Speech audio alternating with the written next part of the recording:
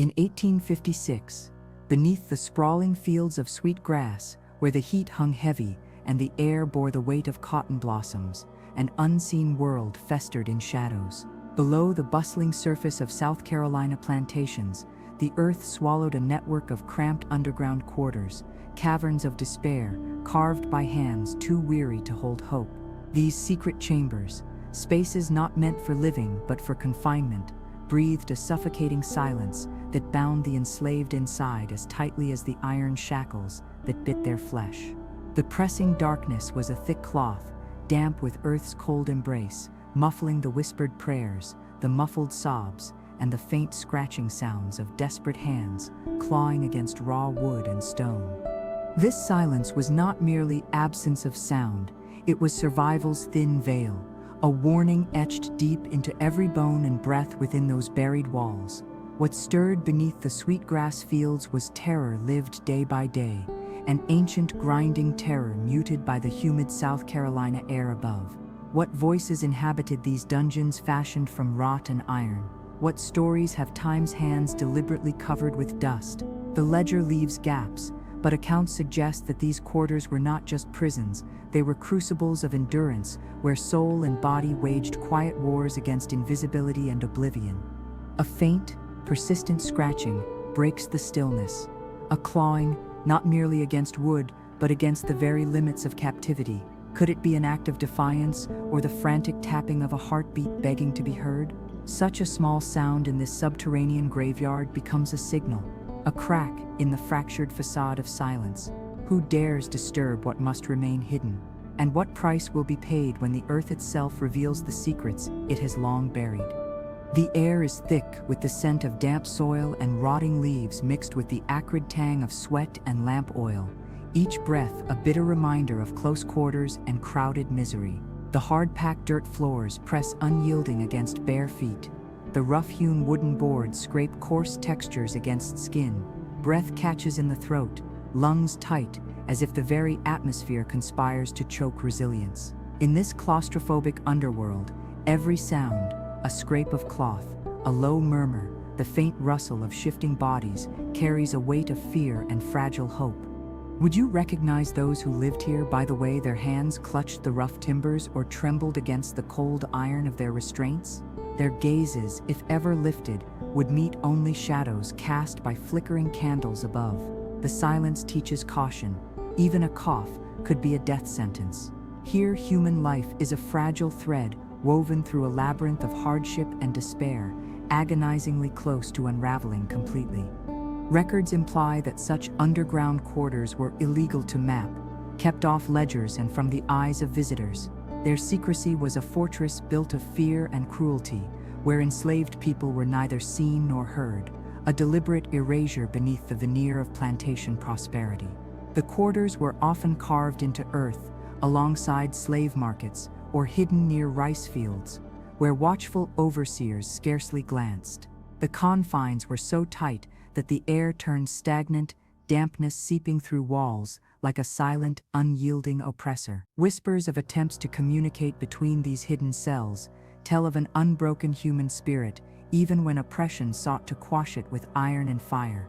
In the dim light of dawn, the underground quarters of South Carolina's plantations revealed their daily truths, cramped wooden walls that pressed close like an unyielding grip, the rough texture of splintered boards scraping against bare skin. Inside these suffocating confines, the air was thick with the mingled scents of sweat, damp earth, and the faint, acrid trace of burning pine resin used to ward off biting insects.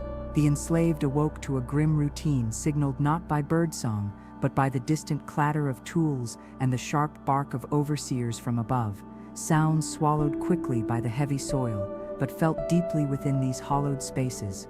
The quarters offered scant refuge. Floors were hard-packed dirt, cold and uneven, through which roots twisted like silent serpents. Few possessions adorned the living spaces, tattered scraps of cloth, worn wooden implements fashioned from stolen moments of labor, and the barest of comforts, a threadbare blanket or a straw mattress crushed beneath too many bodies squeezed together for survival. The slave's hands, calloused and trembling, knew every rough surface as an extension of their own suffering and resilience. Their sleep was measured in stolen fragments, breaks punctuated by the low moans and restless shifts of those who bore the brunt of relentless toil and despair.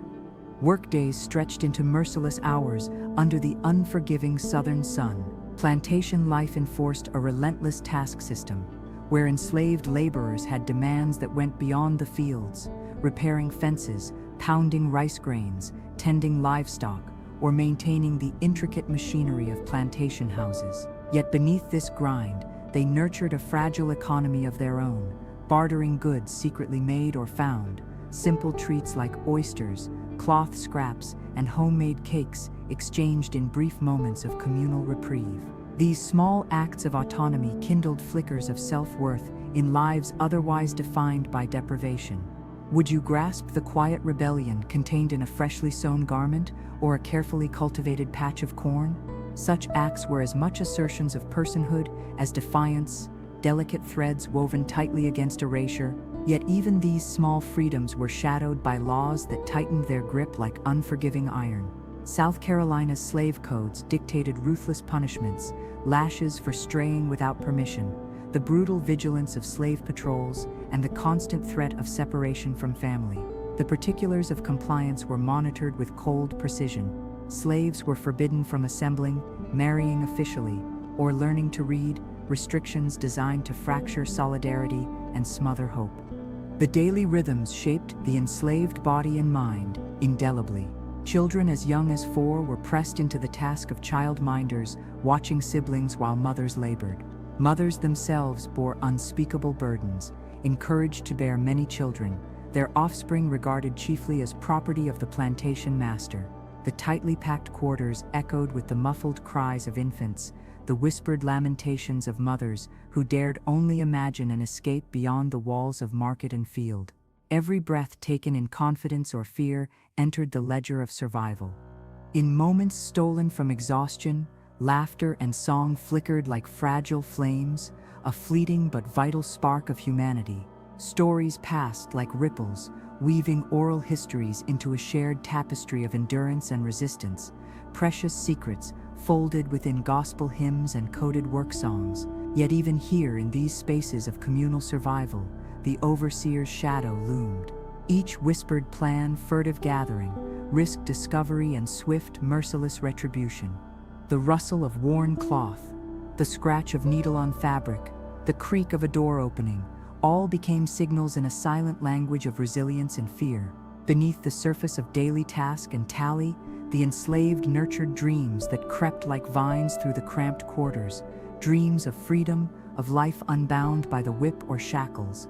But with freedom came danger, each decision weighted by the knowledge that the cost of escape or defiance might be death or worse. As the sun rose higher, filtering light that never quite reached into the earth's hidden wombs, the story expands into the hands that mended, the backs that bent, and the hearts that refused to break. The rope that tied limbs also tied souls together in a binding unity, a hope that whispered beneath the sweat and smoke. Would you, trapped in such darkness and despair, find the strength to endure or the courage to resist? In these quarters beneath the sweet grass, both endurance and resistance coiled tightly, waiting to unravel. The rope, twisted and worn, was more than a mere tool in the underground slave quarters of South Carolina. It was the embodiment of an unyielding system of control, a tangible symbol of bondage and terror. In 1856, under the iron fist of South Carolina's slave codes, the rope became a cruel arbiter, wielded not merely to contain bodies, but to fracture spirits. The laws of the time codified punishment with brutal precision. First offenses of running away were marked by lashes, as many as 40 strikes that tore flesh and scarred flesh, like the rope's rough fibers that caressed skin. Subsequent transgressions escalated the injury, branding with a scorching iron, the cutting off of an ear, even castration, marking the body as public property and warning others through marks carved in flesh. Within the quarters, the weight of these punishments hung as palpably as the thick humidity. The rough texture of rope against skin was a memory and a warning, whispered between the tight walls lined with rough timber and clay. Accounts suggest that overseers frequently employed the rope as a binding agent, not only physically, but psychologically chaining the enslaved to a perpetual state of fear. It wrapped around wrists and ankles, a coiling threat reminding every individual of their fragile place in the plantation's rigid hierarchy. The rope was a silent jury that tightened with every act of resistance, every fleeting hope of freedom. Yet even as the rope symbolized oppression, it also held a paradoxical power. Some enslaved individuals learned to manipulate its presence, whispering of ropes, secretly knotted in hidden pockets, tools not only of subjugation, but symbols of escape and rebellion. Would you dare to clutch such a dangerous lifeline, knowing it could be both your shackle and your salvation? In the damp stillness of the quarters, soaked with the sickly sweet scent of sweat and pine resin, the rope became a silent storyteller of wills, clashing beneath the surface, each fiber a fragile link in a chain of survival and defiance. Records imply that the rope and other implements of punishment were not just remnants of cruelty, but instruments of enforcement, codified by laws aimed at stamping out hope. South Carolina's slave laws forbade any slave to leave their owner's property without written permission, and any found off-premises without such a pass could be whipped by any white person encountered. This omnipresent threat hung like a noose invisible to the eye, yet suffocating in its hold.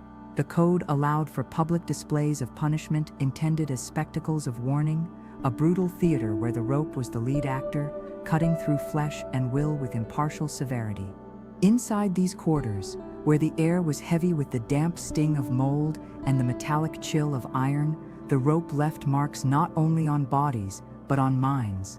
Each lash echoed long after its blow, tightening the psychological bonds that sought to break the enslaved spirit. Against this oppressive weight, the rope was a cruel metronome, keeping time to a punishment rehearsed daily, a dark rhythm mirrored in the grinding toil above and the silent prayers below. The rope's presence was a constant reminder.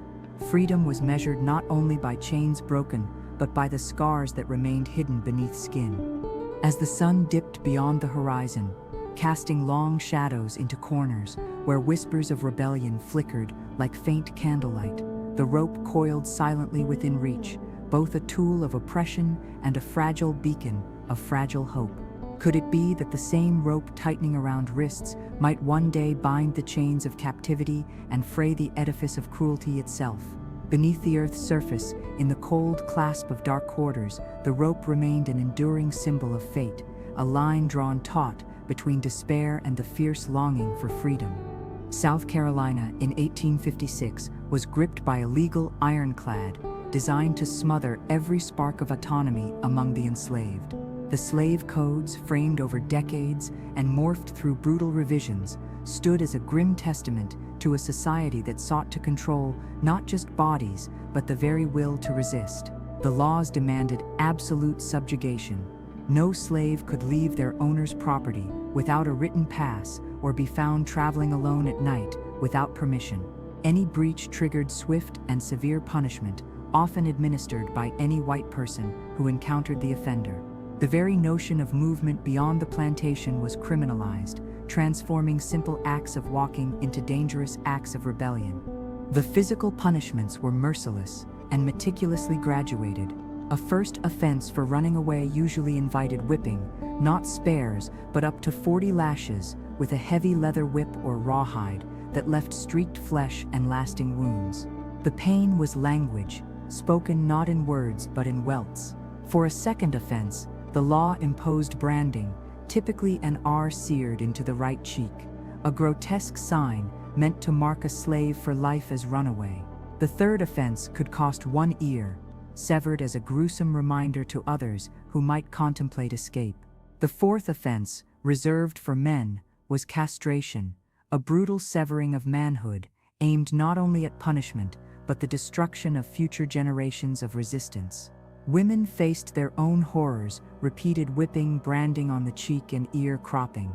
The law even envisaged a fifth offense, leaving discretion to local justices to order mayhem, so severe it could include cutting the Achilles tendon or death itself.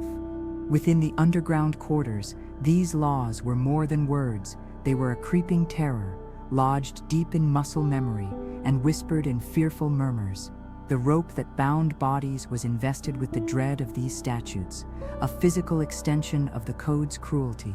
Would you remain silent under such laws? The codes forbade teaching slaves to read or write, forbade gathering, owning property, or marrying legally.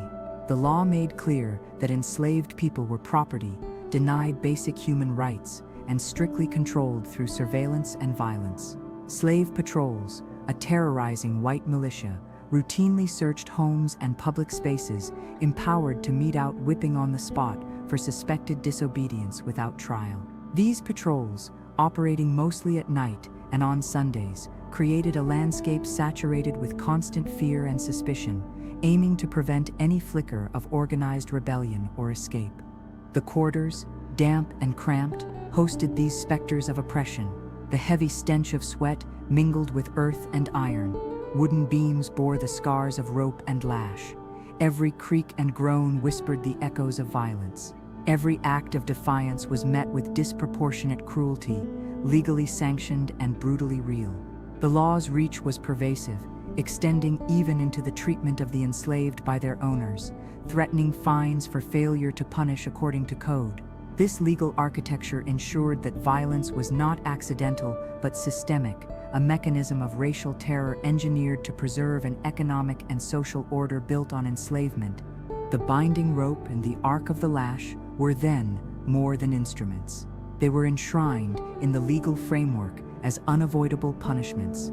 They were daily reminders that beneath the surface of plantation gentility lay a machinery of law and brutality. These laws were not static relics. They shifted as fears deepened, a reaction to revolts like Nat Turner's, legislation tightening like a noose after every act of resistance. Beneath this legal darkness, the enslaved endured, their resilience a quiet challenge to laws designed to break them.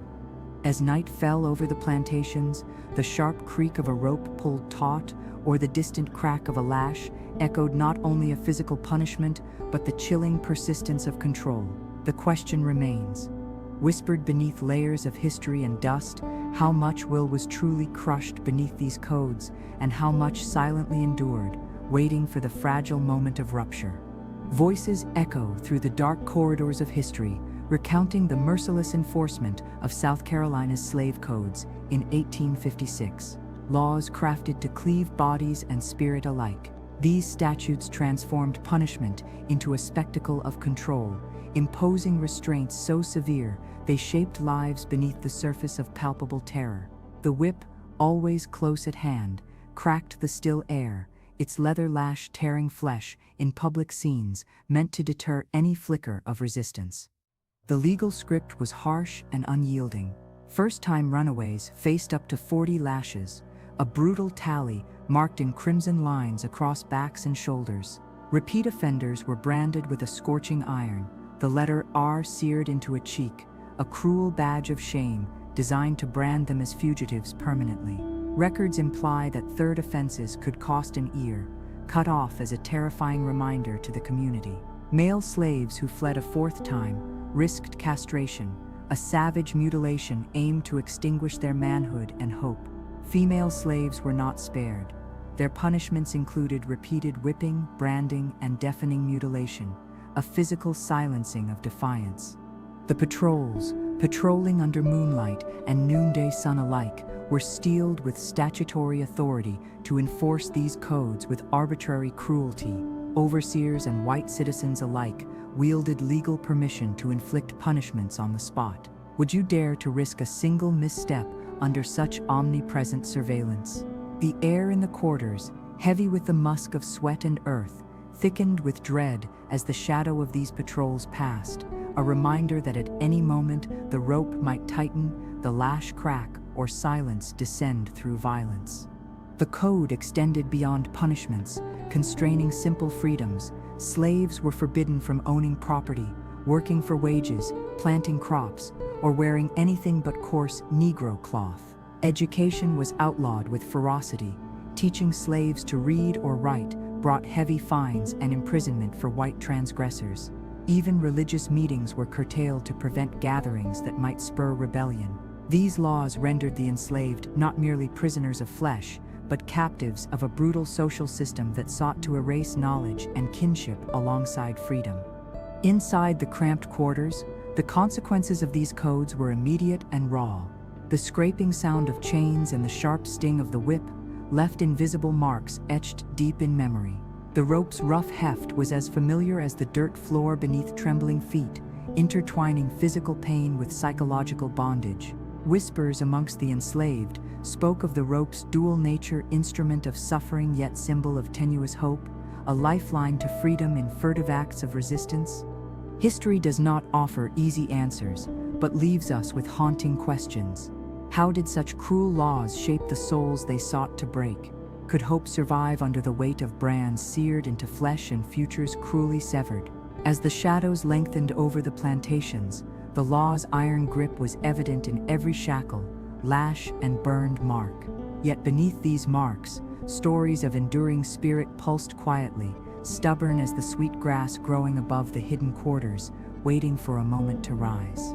The memory of Nat Turner's rebellion casts a long, ominous shadow over the enslaved quarters of South Carolina, though the uprising itself took place a quarter-century earlier, in 1831 Virginia.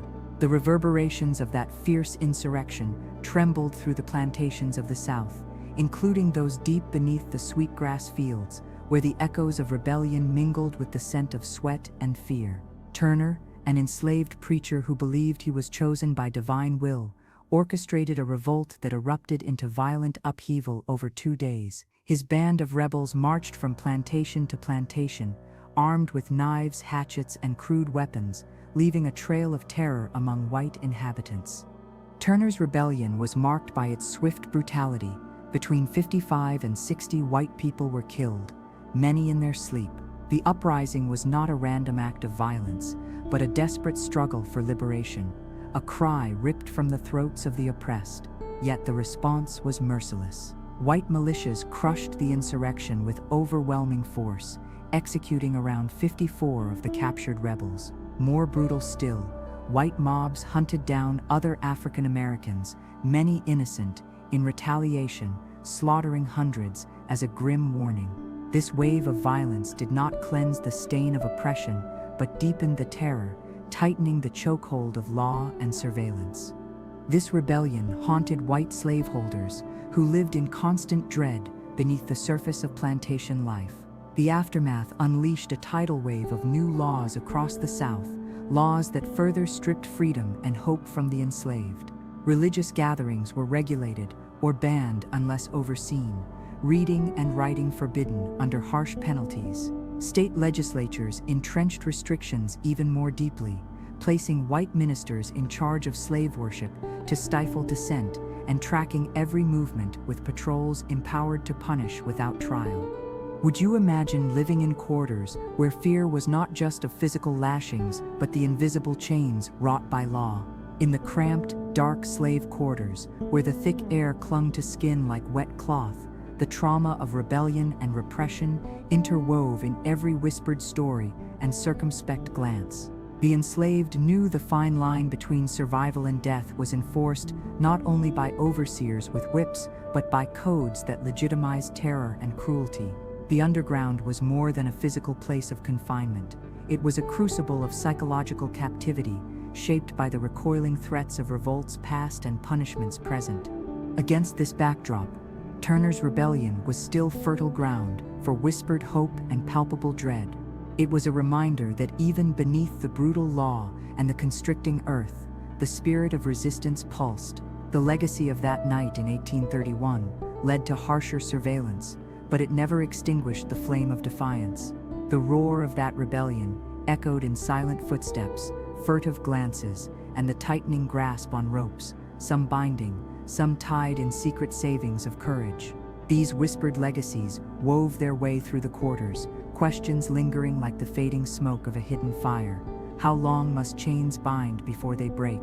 And who will hold the rope when they do? The flicker of a distant firelight recalls the fury that ignited in the underground quarters' shadowed history, a flame born from desperation and defiance. The rebellion, inflamed by whispered tales of Nat Turner's revolt, surged through the clandestine veins of South Carolina's enslaved communities. Turner's bold uprising in Virginia during 1831 shattered illusions of docility among enslavers, sending shockwaves far beyond the borders of Southampton County. Though it had been 25 years since that night of blood and judgment, its ghost lingered in every cramped corner, in every whispered prayer beneath the earth. Nat Turner was more than a man. He was a symbol of divine wrath and human resistance intertwined. A preacher by conviction and an insurgent by necessity, Turner believed himself chosen to dismantle the monstrous system that enslaved him and his people. His rebellion, though brutally quashed within days, ignited an inferno of white panic that cascaded through the South. Militias slaughtered not only captured conspirators, but hundreds more innocents whose only crime was their color. The laws grew colder and tighter, weaving a net of iron around hope, outlawing literacy, assembly, and worship without white oversight. Within the underground quarters of South Carolina, this fear was palpable. The scent of damp earth, mixed with the acrid stench of sweat and smoke, filling lungs laboring under the weight of oppression and terror. Every rustling leaf above concealed silent watchers, slave patrols armed with whips and muskets, ready to strike at the merest hint of unrest. Would you dare sing a song, pass a word of rebellion, or clutch a threadbare rope that could either free you or tighten your bonds? The stakes were not simply freedom or capture, they were life or death. The past myth of a contented slave was shattered. The quarters echoed with stories of flight, rebellion, and retribution. These subterranean spaces witnessed more than survival. They bore witness to fragile sparks of hope flickering against the suffocating void. Turner's rebellion had not been an isolated burst of violence, but a beacon that swung through the mindscape of the enslaved. Efforts to suppress these memories faced fierce resistance. Despite laws that forbade congregation and preaching without white supervision, secret worship persisted, a sanctuary where faith and rebellion intertwined. The underground breathes these moments, silent prayers woven into the fabric of survival, songs cloaked in coded meanings, and shared glances promising that resistance, however dangerous, endured. The consequence was a tightening web, more patrols, harsher laws, and brutal reprisals intended to snuff out defiance before it could breathe. Yet beneath heavy soil and under heavy watch, the human spirit threaded through the rope's fibers. The same ropes that bound bodies were sometimes coiled for escape or clandestine signaling. The lingering question, whispered like smoke escaping brittle walls, is whether the chains forged to suppress could also be unraveled by the will to endure. History hands down no certainties, only the flickering flame of hope that one day, beneath the sweet grass and soil, the ropes of captivity might finally loosen their grasp. Captured voices rise from the depths of history, accounts of a preacher turned insurgent, whispered with reverence and fear. Nat Turner's rebellion shook the foundations of the slaveholding South, reverberating far beyond Virginia's borders into the very heart of South Carolina's plantations. This violent uprising became a catalyst for tightening the oppressive frameworks that governed enslaved lives. In its aftermath, South Carolina groaned beneath heavier chains, its slave codes sharpened and ruthlessly enforced to extinguish the ember of rebellion. Turner's legacy was a double-edged sword, inspiring hope beneath the sweetgrass, while justifying cruel repression above. The state legislature answered the reverberations of revolt with laws stripping away freedoms more harshly than before. The banning of education among enslaved people aimed to sever the transmission of knowledge and hope. Religious worship became a tightly controlled spectacle, limited to overseen gatherings where white ministers stamped out rebellious teachings, cloaked in sermons. Afraid of any spark that might kindle defiance, South Carolinians outlawed reading, writing, assembly, and even singing without strict supervision. The slave patrols, empowered by law, multiplied their midnight rides and daylight inspections with a newfound zeal. Patrolmen, armed with whips and muskets, became the ever-watchful eyes policing enslaved bodies and behaviors. The code decreed full authority to punish on the spot, foregoing due process, terrifying any who dared bend the rules. Enslaved people lived under a state of constant shadow and suspicion, where a whispered word or secret meeting could lead to brutal lashings, imprisonment, or worse. Yet, Beneath this tightening grip, aspects of clandestine resistance lived on. The quarters breathed with hidden prayers and coded songs, moments where faith intertwined with defiance. The rope, harsh and unforgiving in punishment, was sometimes secretly knotted for escape or signaling, an emblem of resilience twisted within the harsh rules of captivity. Would you hold on to hope in such crushing space? Could light live in darkness so thick it nearly suffocated breath itself? The laws and punishments surrounding this period were not only legal machinery, but cultural weapons designed to dehumanize and isolate. South Carolina's post-Turner legal landscape forged a world where every gesture, every breath, was policed and controlled by fear and regulation. This legacy cast long shadows beneath the sweetgrass fields, where the ropes and shackles left marks not just on bodies, but deep inside the spirit, setting the stage for a reckoning that would echo through generations.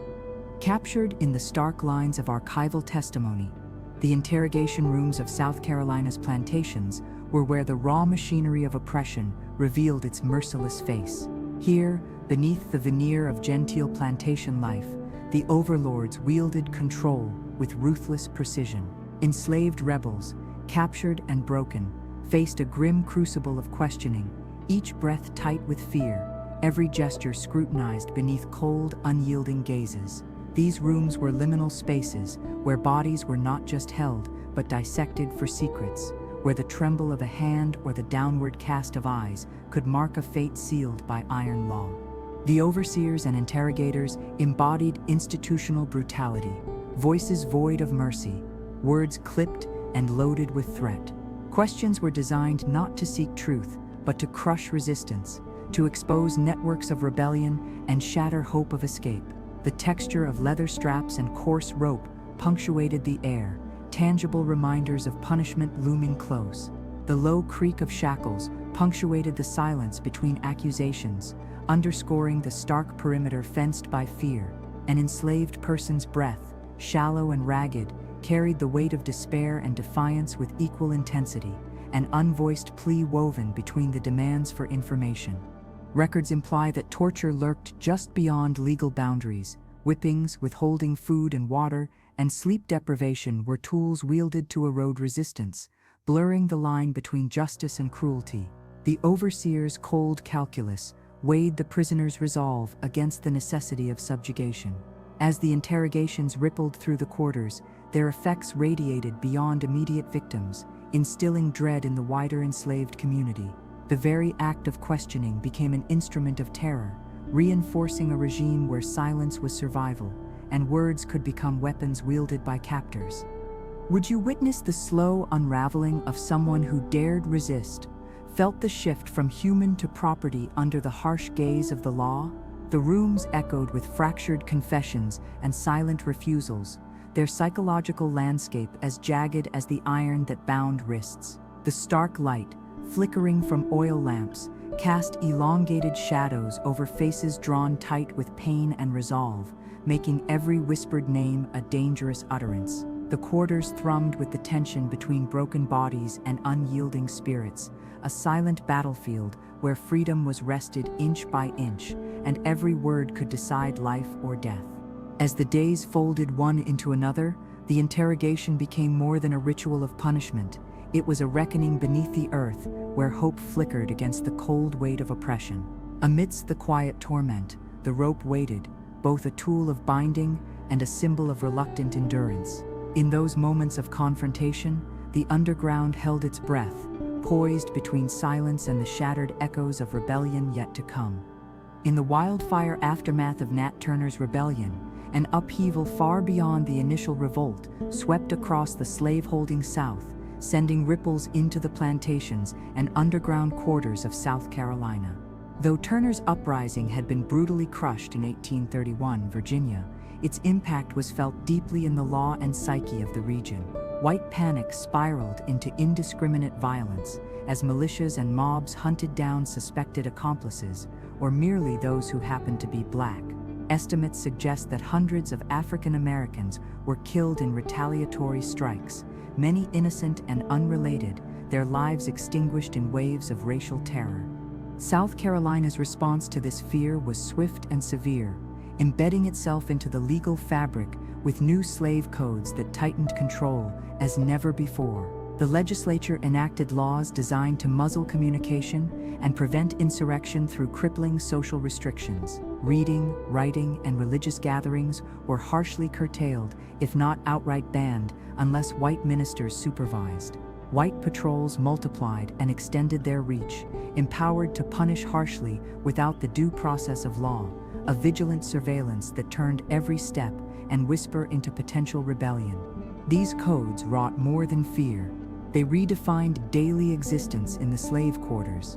The spaces beneath the sweetgrass fields became not only sites of suffocation, but crucibles where the tensions of resistance and repression were most intimately felt. Families were torn apart by forced sales and punishment. Secret meetings dissolved under threat of brutal reprisal. The rhythmic crack of the lash and the coarse pull of rope became both instruments of terror and reluctant symbols of resilience. In these cramped quarters, the rebels' defiance became etched not only in scars, but in stories passed silently, like sacred wounds. Efforts to educate and organize in secret fueled fear in the oppressors, but glimmers of hope in the oppressed. Would you risk these forbidden acts in spaces where discovery meant death or worse?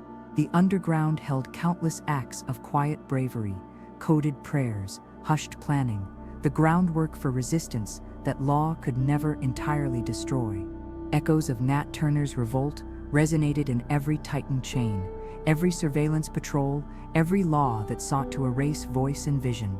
The aftermath was not only a renewed symphony of control, but a testament to endurance. Though the whip fell harder and surveillance darkened, the spirit beneath the sweetgrass struggled still, waiting in the shadows for the moment when silence could finally shatter and freedom seize the air.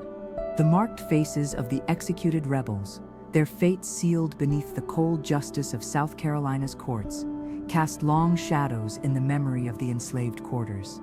Nat Turner's rebellion, though sparked in Virginia, ignited a terror that spread through the South like wildfire, hitting South Carolina's plantations with legal and violent reprisals of merciless scope. Dozens of alleged conspirators were seized, their trials swift and brutal, many ending with the rope's unforgiving embrace or the hangman's noose. This wave of repression sent a clear message, not only to the enslaved but to any who dared dream of freedom. The state's white militias, patrols, and vigilantes extended their sway, hunting perceived threats with zealous brutality. Rumors of conspiracies sparked widespread panic, and mobs enacted violent retribution on many African Americans unaffiliated with any revolt. In some counties, hundreds were killed during this frenzy, the quiet of plantations shattered by cries and gunfire. The law, ostensibly a safeguard, became an instrument of terror. Legal proceedings frequently were overshadowed by extrajudicial killings, and captains of patrols wielded unchecked power. This storm of repression reshaped daily existence for many enslaved people. The loss of community leaders and kin, whether through sale, execution, or intimidation, left fractures within already tenuous bonds. Listening carefully above the rustle of leaves and distant calls for order, one would hear whispered stories of loss, survival, and resilience, told through broken voices and furtive gatherings beneath the earth. Yet these stories, though scattered and subdued, became seeds of future resistance, a testimony that even in crushing despair, hope can root itself deeply. Would you hold hope in a world where the law tightens its grip with every act of defiance? South Carolina's legislature codified harsher laws, further restricting the movements, education, and worship of enslaved people. White ministers were mandated to oversee religious services, strangling the spiritual sanctuary that had been a refuge. Laws forbade teaching slaves to read or write, fearing that knowledge might kindle another flame of insurrection. These restrictions created layers of control, weaving a tighter net that encompassed plantations, underground quarters, and the hearts beating within them. Yet, beneath the surface of legal oppression and brutal enforcement, human spirit persevered. The quarters beneath the sweetgrass, though dim and stifling, pulsed with quiet acts of rebellion and survival.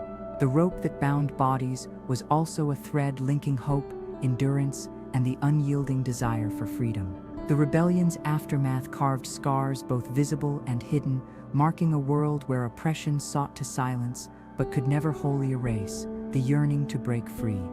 The story of memory and history beneath the sweetgrass intertwines both oral traditions and archival silences, each fragment a vital thread in the tapestry of a suppressed past. South Carolina's slave quarters, like those across the South, housed not only bodies but stories, oral histories passed in whispered gatherings, songs folded in coded layers, testimonies handed down against erasure. These voices often conflict with official records, documents whose ink was stained with omission, bias, and deliberate concealment. The archive is a battleground where legend and fact struggle for dominance, creating a fractured narrative of suffering, resistance, and resilience. Oral histories speak of secret meetings held beneath the earth, moments when prayers murmured in defiance, intertwined with plans whispered by flickering candlelight, songs encoded with messages of escape, and warning threaded through the quarters, carrying hope on wings too fragile to be silenced. The elders, who held memory like sacred trust, recounted tales of kindness and cruelty, of family torn and remade under plantations' brutal regimes. These stories among the enslaved were acts of survival, a cultural resistance to histories that sought to mute their existence. Yet plantation records and state archives paint a colder picture. They catalog punishments in clinical detail, but erase names and voices, turning humans into property slips and transaction ledgers. Laws codify violence and restrict freedoms, yet are silent on the humanity that endured beneath them. The inconsistencies between oral and written histories highlight the deliberate silencing of dissenting truths.